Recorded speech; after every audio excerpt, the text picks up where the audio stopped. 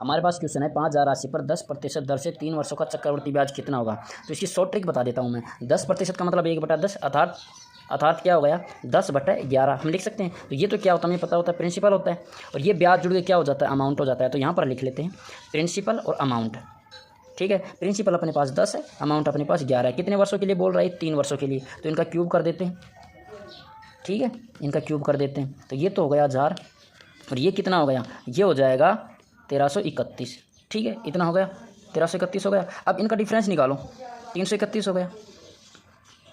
ठीक है, और 331 में आप देखेंगे कि हमने प्रिंसिपल कितना माना है, 1000 माना है, मैन कितना है इसका 5000, मतलब 5 गुना और करना है। तो ठीक है, 331 का और 5 गुना कर देते हैं। तो कितना हो गया 5 5 3 15 और 5 3 15 रेक 16, तो 1655 हो गया। ठीक है, देखिए इसी क्वेश्चन का वही दूसरा तरीका बताता हूँ, बिना फॉर्मूले से कैसे सोल्व करते हैं। तो 5000 मूलधन है, तो 5000 हम लिख लेते हैं। 5000 का 3 वर्षों के लिए बोल रहा है, तो 10%। ठीक है, ये 3 वर्ष हैं, 10%, इसका 5000 का 10% कितना होगा 500।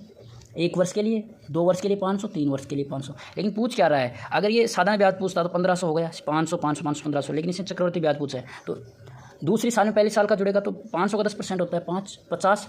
ठीक है, इसी प्रकार इसका इसमें होगा, तो 500 का देखो, इस 500 का इसमें भी होगा, तो ये 500 का 10% कितना होता है 50। इस 500 का कितना होगा 50, और इस 50 का 10% कितना होगा 5 होगा। तो इन टोटल को जोड़ लेते हैं, कितना आएगा अपने पास, तो 1655 हो गए। तो ठीक इसी प्रकार बिना फॉर्मूले से भी हम सोल्व कर सकते हैं। ठीक है।